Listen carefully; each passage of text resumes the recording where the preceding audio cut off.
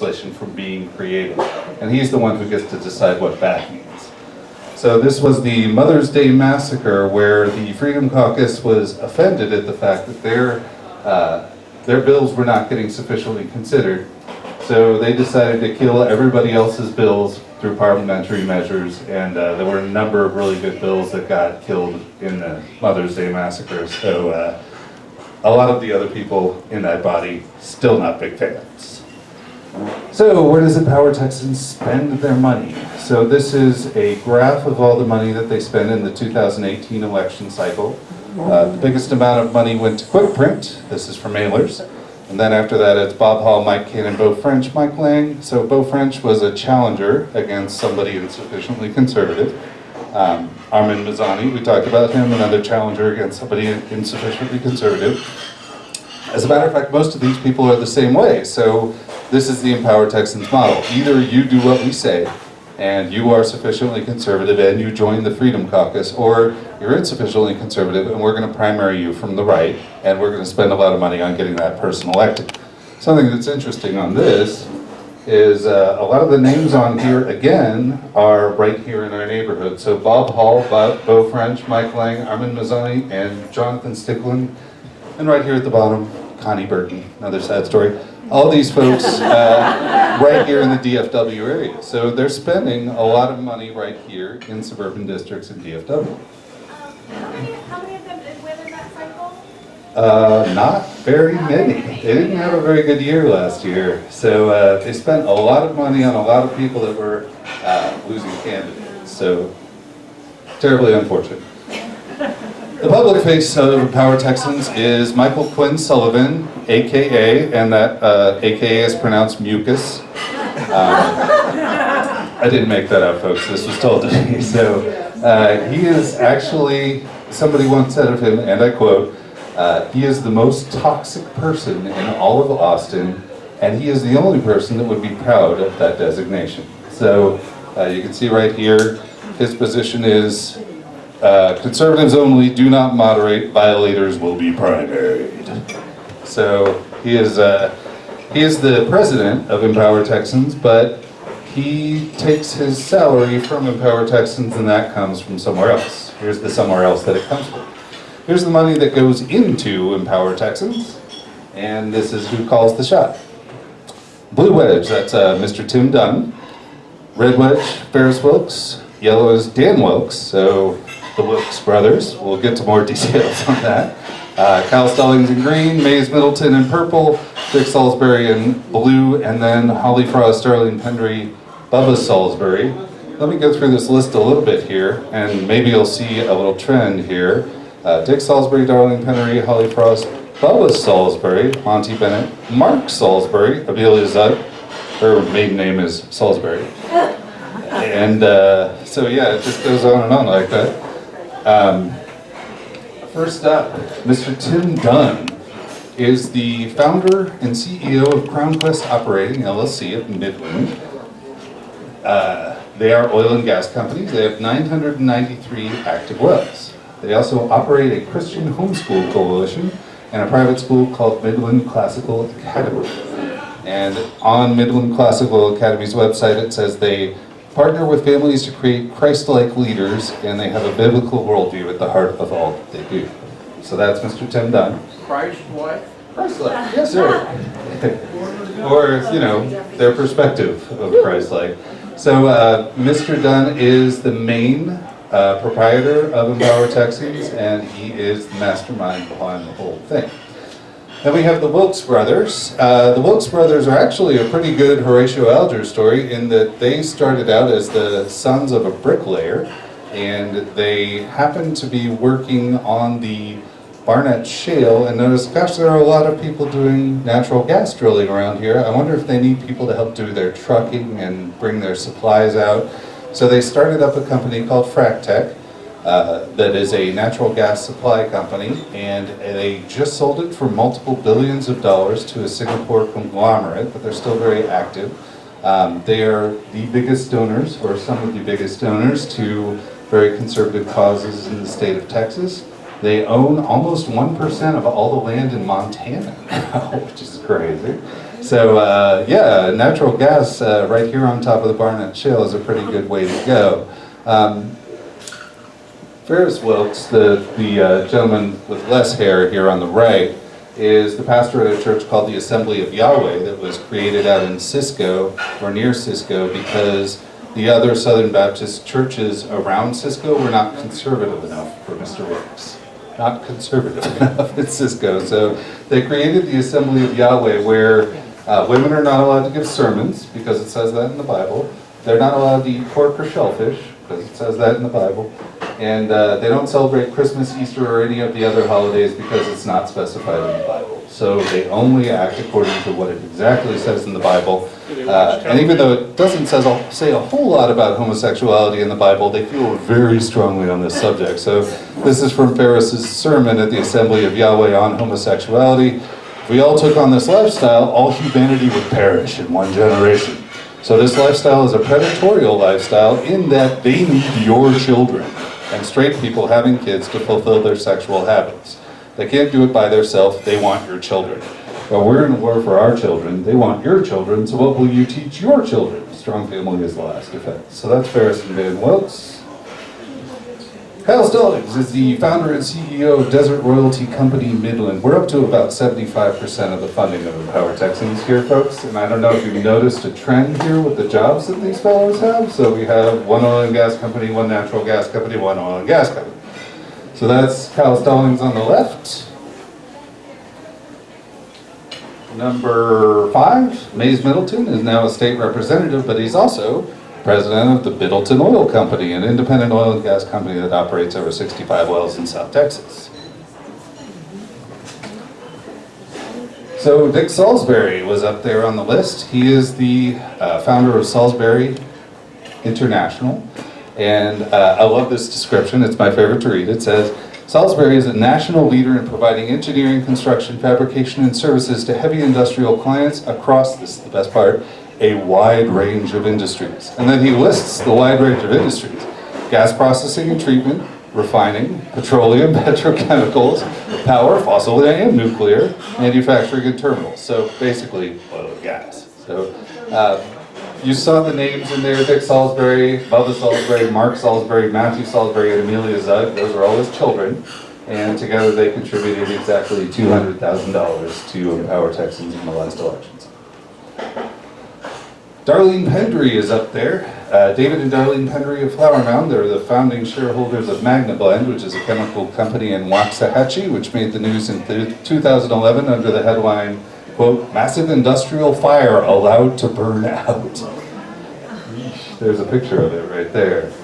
So we have a bunch of oil and gas people and somebody that would probably not like to have a lot of restrictions on chemical manufacturing. They're all funding this group called Empower Texans, and then Empower Texans is going and funding a lot of candidates for office for state government right here in the DFW area. And I think this is part of it.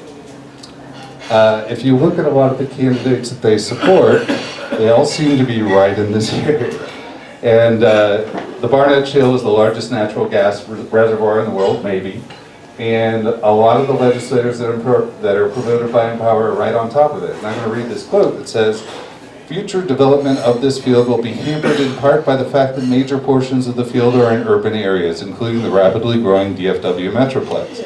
Some local governments are researching means by which they can drill on existing public land, like parks, without disrupting other activities, so they may obtain royalties on any minerals found, whereas others are seeking compensation from drilling companies for damage to roads caused by overweight vehicles. In addition, drilling and exploration have generated significant controversy because of environmental damage, including contamination to the groundwater sources." Now, another thing that you'll notice Empower Texans talks a lot about is they do not like the fact that municipalities want to control their own natural resources. And when the city of Denton came out with a bill that said, we want to be able to refuse to allow fracking within our city limits here in the city of Denton, they actually put together a great coalition of people. They got it on the city ballot for a municipal election. It just barely passed, and I say just barely because there was a whole lot of money pouring in on the other side, and all they had on their side was passion. They just barely won. And it made it 3 months before the Texas House of Representatives came in and passed a bill that said, nope, you can't do that. So nobody can make rules about the harvesting and manufacture of oil and natural gas unless the state of Texas says so. So they, as I mentioned before, they kind of had a bad year last year. They didn't do as well as they had always done. As Cassie mentioned, they had a whole lot of doing their usual thing, right? Their usual thing is finding extremely conservative candidates to replace incumbents that they don't feel are conservative enough. It didn't work this year. This past year, they actually lost a lot of those races. And this headline here is arch-conservative empower Texans' influence on the wane? Another favorite headline that I saw was, E.T. flushed millions down the toilet. So that was fantastic. And the story that I've got highlighted here, here's a long list of all the Empower Texans candidates that lost last year. Yeah, so that's good. But, one of the stories that they have here is a race between Jason Villalba, Lisa Luby Ryan, and John Turner on the Democratic side. So in the Republican primary, you had an incumbent representative, Jason Villalba, who is a conservative, but not conservative enough for Empower Texans.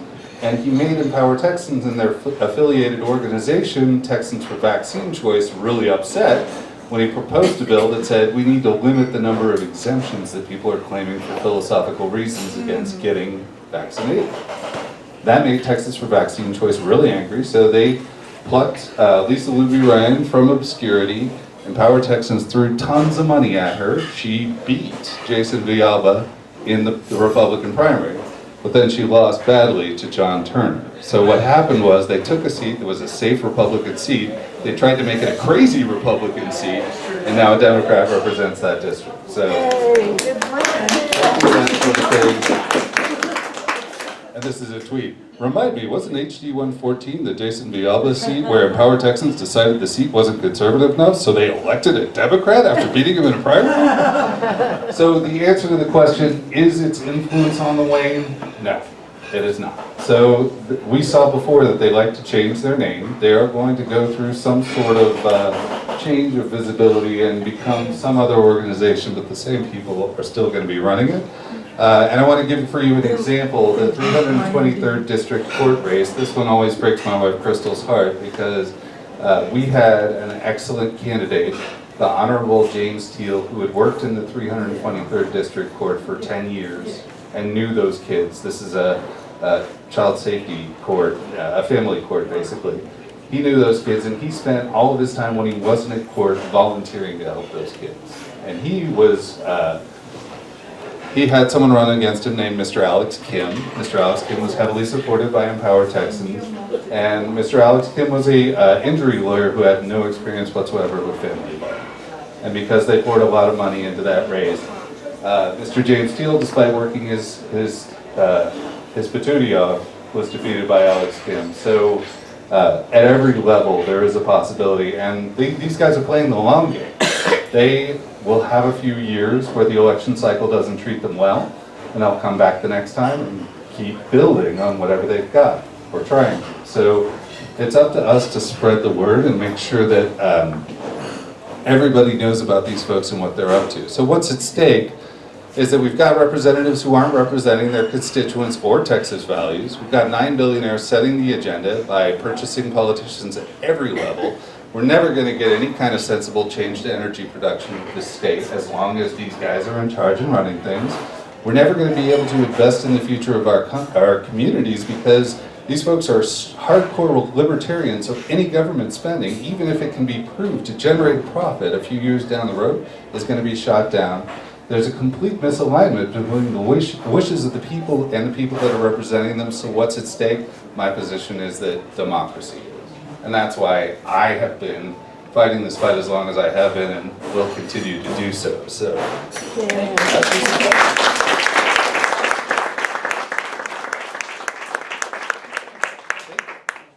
Oh no, I'm gonna get John Schlueter out of the way. Yes, Jeff. So what is John Strickland's agenda against Well, he doesn't use them. So his expression, this is kind of the libertarian or the Tea Party selfish view of civics, in that if I don't use a thing that my city provides, I should not have to pay for it, despite the fact. So he tweeted basically that somebody said, oh, well, this swimming pool in Fort Worth is going to close down if we put a property tax cap in. And he said, good, I don't use that swimming pool, so I shouldn't have to pay for it. And I thought, It's the one right behind us, actually. It's here in Bedford. oh, really? North Savage Pool is right behind Oh, us. that's Savage. Okay, yeah. So actually, somebody from Mid-Cities Democrats, was that you that tweeted in response? Who was that, Kathleen? That was Kathleen Thompson. So the response was, maybe you should get some more exercise in that pool and you'd be less grumpy. So I thought that was a fantastic response. But his position is the same position as most hardcore libertarians, that I don't send my kids to public school, why should I have to pay for them? Which, we could get into, but, in the interest of time, I'll spare you. Yes, Bob? Have you found that they have any direct connection with the Texas Christian Coalition? No direct connection, but they serve on the same boards as those people. Their script for success Yeah. directs the 1991 manual Right. on taking over Texas by the Texas Christian Coalition. Yeah. If you guys, Yes, Seven Mountains. yes, I was just gonna say, if you guys weren't horrified enough, just go Google Seven Mountain Dominionism to see what that's all about. We know that Ferris and Dan Wilkes are both in Seven Mountain Dominionism, so Seven Mountain Dominionism is a brand new evangelical kind of mindset. Well, not brand new, it started in about 1975, where two evangelicals, yeah, it's not brand new, it's younger than I am, just barely. They had a vision where God told them that in order to make Jesus Christ reappear on earth, what they had to do was take over the seven mountains of human society in the nation. And those seven mountains are, it's religion, family, education, media, arts and entertainment, government, and business. So they say if we build a tabernacle to Jesus Christ on each of the summits of these seven mountains, then Jesus will come back. And the way that they're going to do that is by putting all of their people into all of these positions. Rafael Cruz, Ted Cruz's dad, is a firm believer in Seven Mountain Dominionism, and that's true because he looks swarthier than they like.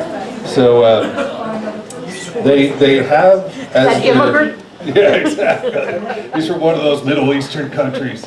Chain migration? They have as their goal this desire to replace all of the current things that we have with a more religiously based idea. Whereas the Bible itself says to keep these things separate, and this secular world that we live on is just a passing thing that we just have to get through in order to get to heaven. They miss that part of the Bible somehow and believe that in order to make heaven occur here on earth, they have to take over. So they are working on that. Yeah, do they have any, do they have any interest in the Tarrant Water Board? I don't know. I haven't looked at that, but I would assume that they do. I know that one of their main donors, Holly Frost, maybe, or one of the other ones. I know that he was very involved in the Tarrant Water Board issue. So I don't know exactly which candidates they're funding there, but they probably are. Because one of the candidates was at a Democratic function last Saturday or the Saturday before, and it turns out she's been voting in the Republican primary. So I was thinking, what's going on? Kelleher. Yeah. But she's also the only one on the water board that gives a damn about us. Okay. Well, that's what I wanted to hear. What about Jim Lane? He's the worst Democrat in Tarrant County. Okay. yeah. Any other questions? Yes, On the sir. north side. Yeah. Have you got the sense, and maybe in the district that you run for, is like this far right, like in Power Texans, are they like changing sort of like the center of gravity for like the sort of the regular Republicans, like the Joe Strauss, George Bush? Yes, I types? Are hope they being not. pulled kind of like? No, further? I would say no, because I had conversations with a lot of those Republicans in this district, because they were desperate to talk to me. They were like, oh, you're running against Tiquinho, take God. Let me talk to you. But So, their money is changing. yeah. That's why we're here. Yeah. The money So, that they're putting into these people. I think the issue that we have here is that a lot of people don't know that this is going on. A lot of people are just Republicans because that's what they've been raised to be. They grew up as Republicans and they assume that Republicanism is where it's at. So they go into a voting booth and they see one guy with Dem next to his name and one girl with Rep next to her name. They're going to vote for the Rep person at the time. It's just what they do. It's important. I lived here all my life, and I grew up in Halton City area, 70s and 80s, with all these people. Where it was the largest church in the area at the time, and everybody, all of our deacons, pastor, everything. We had state reps, school board president, everything. They were all Democrats. They're all Democrats. These people that are in the Tea Party today are Democrats. You've got to realize they are Democrats who have been successfully manipulated because of some prejudicial issue into voting with their rich overlords who do not have their best interest at heart. But I can tell you stories about, when the Vietnam migration happened to our area over in the Lower Berthold area where the signs are still in Vietnamese over there, that they started coming to the church that sent missionaries to Vietnam and were politely built their own church and asked to leave to go to their own. So in other words, you're dealing with a bunch, they're called Dixiecrats. So when we had school desegregation and the migration wave happened, and especially Karl Rove and the abortion issue, they sounded the alarms, your values are being attacked, and you have Democrats who work at Lockheed Martin, who are retired military, whose kids go to public schools and public colleges, who get some sort of government retirement check. And everything about them says that they should be voting Republican, should be voting Democrat. They vote Republican because they don't want their grandkids aborted and they don't like gays. So, If you read Empower Texans' website, then I would not recommend that you do, but if you do, it's just hate and fear all day long, every day, hate and fear, because they know that's what motivates people to vote their direction. So to John's point, absolutely, that's how they've managed to move people. But to answer your question, I've seen a lot of people say that, they're saying these folks don't represent my values. If you look at every House district in the state of Texas, and you order them in terms of how conservative they vote, this district is 68th out of 150, which means it's just barely more conservative than the average. And we've got a representative who usually gets in the top 3 of most conservatives. So there's a big disconnect between the values of the people that live here and the person that's representing them. Because he has his supporters. There are people in this district that support him. They're very much the minority. And the rest of the people are just basically voting Republican because that's what they do. Yes, ma'am. I have 2 things because I give the shameless plugs in the family. Steve's campaign kickoff officially is May 7th, Tuesday, May 7th. So we would love to have you and your money and your vision come. That's going to be here in Bedford, and it's on Facebook, but we'll email it out as well. And number 2, now that we are all enlightened and have all this great information, what can we do in this room to help you the seat besides give you money? Well, yeah, just money. But there's also a group that I love called Tarrant Together that's training a lot of people all over Tarrant County to do block walking to find, register, and activate all of the Democrats that we have here. Because we know, I'm going to steal Bob's line before he can say it, that Tarrant County is not a red county, it's a non-voting county. So if we manage to activate everybody in every district in Tarrant County, The non-voting blue county. yes, non-voting movement. Thank you, Bob. I knew you'd correct me. Steal from you, steal the whole thing. Right. So volunteer, follow Tarrant Together on Facebook or on whatever social media, and anytime they have a block walk, get out there and do it. Because that's the best way to help. We need to basically get everybody in this county aware of what's going on. Talk to your neighbors, sign up to volunteer with me. I'll gladly teach you to do anything that I need, as will Michelle. She's really good at it.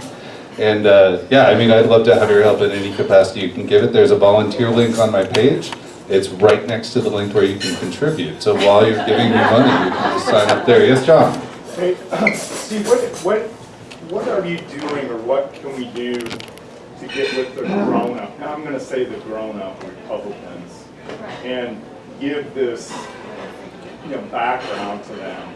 Because what I see here is, like what you just said, hey, I grew up Republican, I'm on the red team, that's all I know. And I think there is a big group of people that if they knew this, and again, they are Republican, if they knew it better, I don't care if they vote for Ted Cruz, but we could get sticky.